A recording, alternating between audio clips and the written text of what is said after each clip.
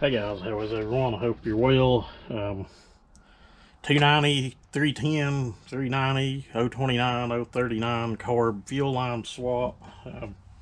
Probably a million of them out there. May help someone, may not. I've got to do it regardless. I thought, why not just video while we're swapping it out. It's always good to try to help someone out. That's just my opinion on it. This is the Project Blackout, the one we put the aftermarket cylinder and carb and parts in. It's originally a 290 and it's got 029 super top plastic. It was just a junk pile saw. It's got a Farmer Tech handlebar and it's a HIPAA 49mm top end. I ain't got to run it enough to give any opinion on that at all, but we made a video showing it in the saw. That's kind of all they asked for. But the carburetor we put on it, made about 10 cuts out here, and I came out the next morning and it would not hit a lick. I went into it, put an OEM kit back in it, got it to run a little bit. It just doesn't run very well at all. I'd tried everything in the world, changed fuel line out. It looked like it could have been kinked up where it went into the carb. I've seen that on aftermarket lines. Rebuilt another carb here, which after I did, I kind of figured out why it was laying in my pile of carbs. So what's on it now, it's OEM carb. There's something stopped up or stuck in it where it just won't feed any fuel at all. Come off of, let's see, my 029 that I've got here that we ported. I'd put an aftermarket cylinder in it and it was horrible. Never could get it to run right. Had like 100,000 squish, just made crap for compression. Those of you that have been around the channel a while know the story on it all, I guess, but yeah, there was a reason that carb was in my pile. It just it'll pull fuel from the tank, but it'll let it into the metering chamber, but probably needs Welch plugs knocked out and cleaned in there, the whole low jet circuit cleaned out or something. It will not even try to hit a lick. You can prime it, choke it, do everything in the world you want. It'll fire on a prime, and that's about it. But the carb we'd pulled off, the HIPAA one's laying over here in my pile of junk carbs now, and I'll just tell you the carbs for these. And I've got poly locks on that. Don't have to have them, but it's what I had laying here. That's why it's kind of taking a little bit of tension to pull it off. You know what? Let's do this. Well, maybe not. I thought I had a screw gun sitting here with a 1/4 inch in it, but that's it laying back here upside down. Sure enough, there she is. I used to help a guy in the transmission shop, and he really frowned on hand tools. Said use pneumatic or electric wherever you could. Your joints and everything and tendons would thank you for it later on down the road. And should listen to the man. He was right. Hell, he's still building transmissions. Let's see, where is my, there it is. I've done drained the fuel, but as you can see, we still had tank pressure and fuel coming out, but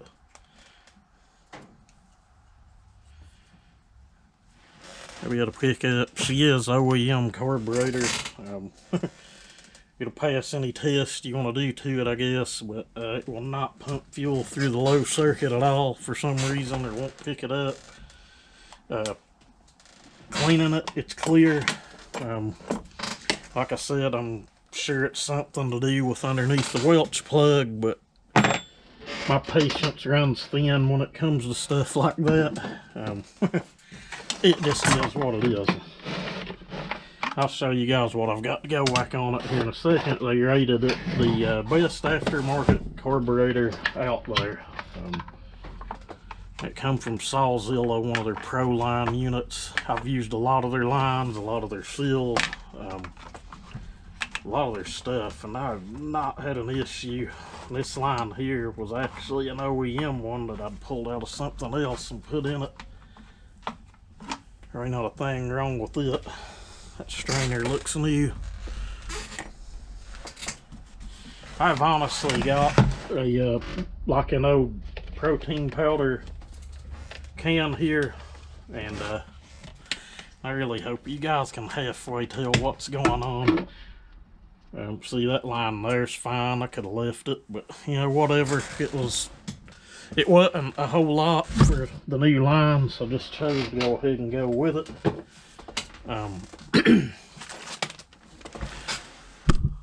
I really hope this lens is clean. I didn't even check it before I started videoing.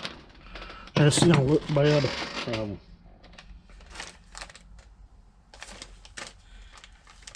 Let's see, make sure I've got it held up right. Sawzilla, it's a pro line of lines. I've used their 1010 lines. Like a lot of the other ones, you still kind of have to seal all of them in the tank, but they seem to fit a lot better than some of the others. I bought one of those that was branded as an Oregon. I highly doubt it was an Oregon line, but that damn thing just fit horrible. This line here really don't feel bad. A lot of them will kink right here when I may pull you off the GoPro and show you once I get the line in, but they'll kink, and I've heard of guys putting ink pen springs and everything in the world, but when you do that, you're restricting flow.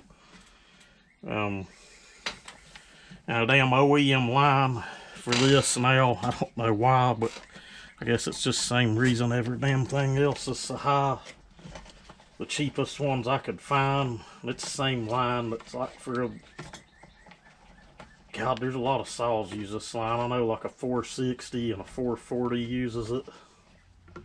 Not 100%, but damn, I'm wanting to say a maybe an 036. I could be wrong, it's been a while. There's always like a little flat notch on these, and you want to, well, usually there it is. Okay. Just the way it's molded. You want to line it up with the flat notch on the saw tank. These are a lot easier to put in if that top plastic's off. You don't ever want to try to push them in with anything. I learned that the hard way long ago. If it's a good quality line, you can take your hemostats and go in, or I've got a real long pair of needle nose here I use too. Kind of help feed it in up top, and bam, if it's a good quality line, they'll usually just pop right in. 9 times out of 10. Maybe you guys can see it from back there, we'll see. There's a little area, molded part of the tank, I guess, that this line sets down in. It kind of goes in like that. Once you push everything in with the carb, and 9 out of 10 of your cheap aftermarket lines, I don't think this one's going to do it. So I've kind of got it over exaggerated how far it goes back, and it's not kinked yet, but they'll kink right there just because they're thin and shitty and made out of poor material. It's just stuff I've picked up over the years, but it is what it is. You know, we might want to put our strainer on before I get to the carb. Like why to put the hemostats in the drawer. Harbor Freight guys, they've got several different ones. They're probably not surgical grade or anything, but for the crap we do. Alright, we got it pulled out. Lock it down, you ain't hurting a thing.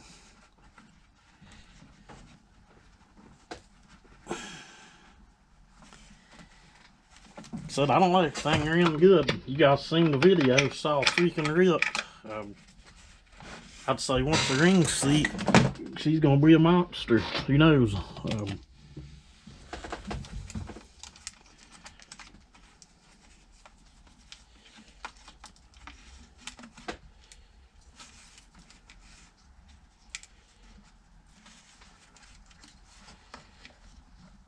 I'm trying to just get that little, there's like a little slotted place in the tank that rope and the ball hooks into.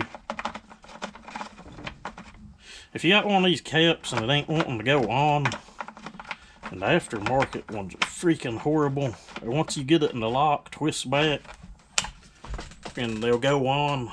Don't sit and fight and try to pull. You know, you sound crazy, but I don't know what it is. It's something to do with them. That's 90% of the time the aftermarket caps do it. Just twist back and it releases something and they'll usually go right on. Again, just garbage that we learned over time to fool them with this stuff. I seen Aaron had a couple of these things for sale. I don't know what he wanted for the 290, but the one with the 390 cylinder I thought was a really good price. I sold one down that way years ago. It seemed like I got what he was asking for it back then. And had an actual 390 that everything was OEM. I got somewhere around $300 for that, and we're talking like it's 2017, 2018 or something. So Aaron Lynch, anyone looking for a good saw, he's got 2 or 3 good ones for sale right now.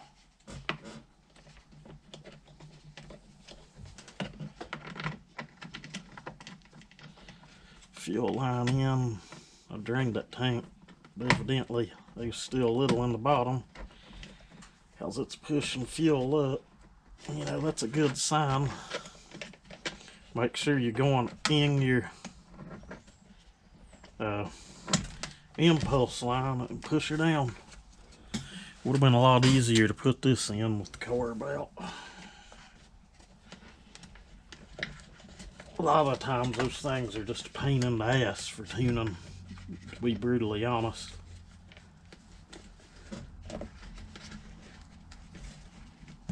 On these saws anyway, and a lot of others.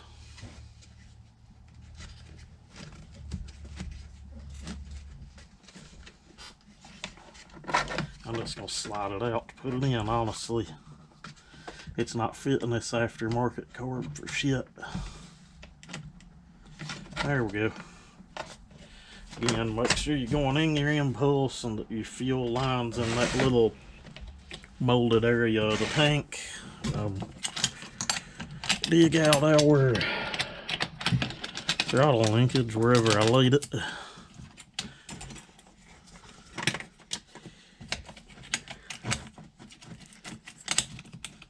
Of course, it went all the way to the bottom of my little tray.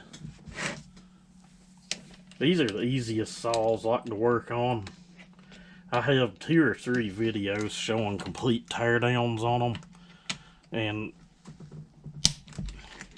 the easiest way to do that, don't be crazy like me and like put wear and tear on your hands and fingers. Just get you a little screwdriver, one you'd use for tuning or something. Just push on that lever and it'll pop right in. Again, don't, you know, change the carburetor out the way I'm doing, but you know, don't mock everything we do here. Some stuff I do may or may not be halfway crazy. Where'd that nut come from? That's not a poly lock. I'd rather have that one. If I can't find a match though, I'll put the 2 poly locks back on it.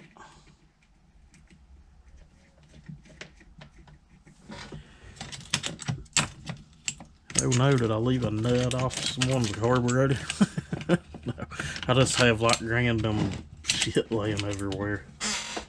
Oh, I gotta watch my language. YouTube don't like it anymore. You have to check a box now on the monetization part that well, it says something like frequent use of strong language. Freaking liberals taking over the whole world. And I don't get into politics at all, I do not.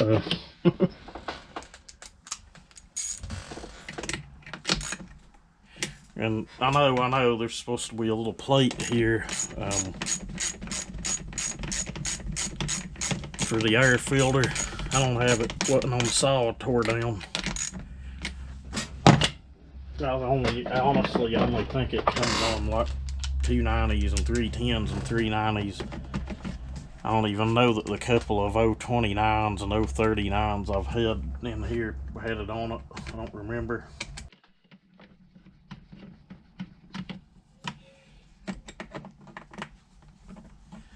Yeah, those aftermarket air filters. A lot of that was that old grommet that's stiff. Just probably 30 years old. Like it come over on the Mayflower. We grab my fuel jug and I'll bring you guys back. 32 to 1.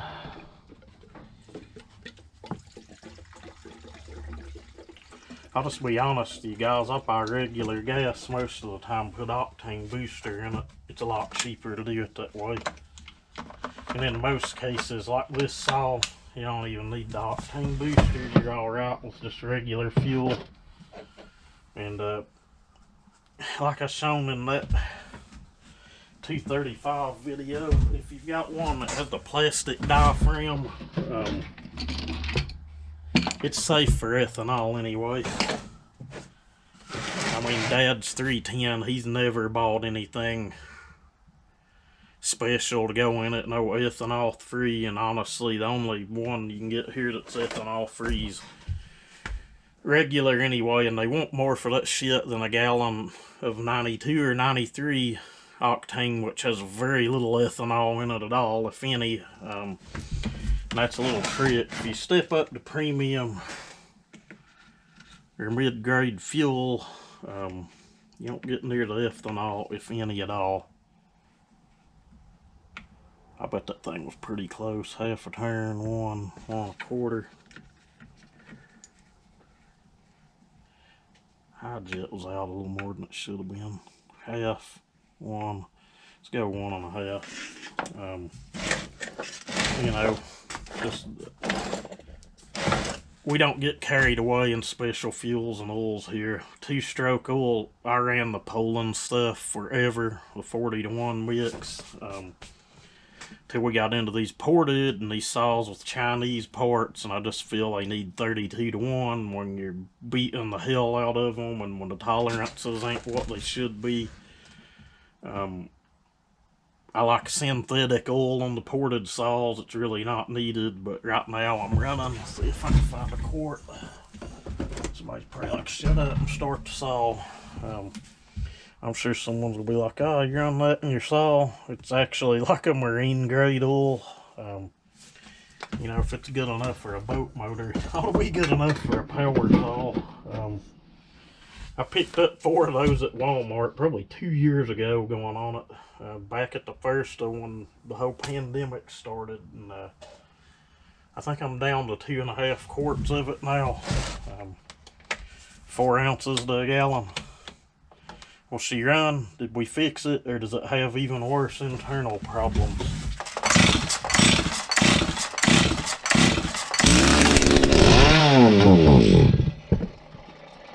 That's not a good sign.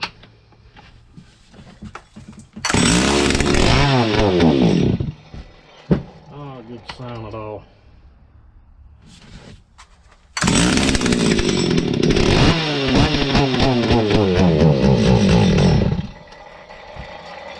Well, let's see if it wants more fuel on the load jet.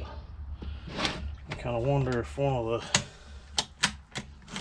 if we don't have other problems, this may be another one of those when shit happens or things don't go our way. Let's give it a little more.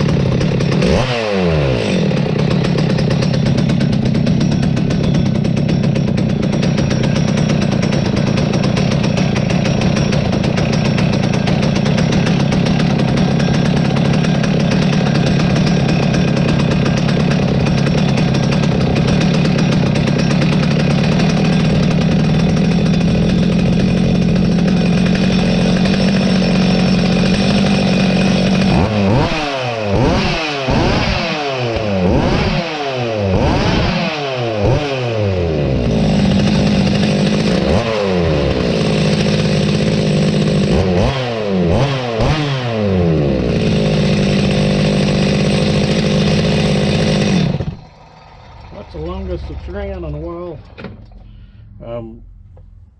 These have kind of a high exhaust roof. Blow down on it was, I think I gave the numbers in the video, I don't remember, but the exhaust timing on it was like 100. Intake timing ended up around 80. It may have been higher, I don't remember. I cut like the lip out of the bottom of the intake floor, and it seemed like it set it right around 160 degrees. She wants to scream. It just wanted a little more fuel on the low jet. Let's see how it fires back up.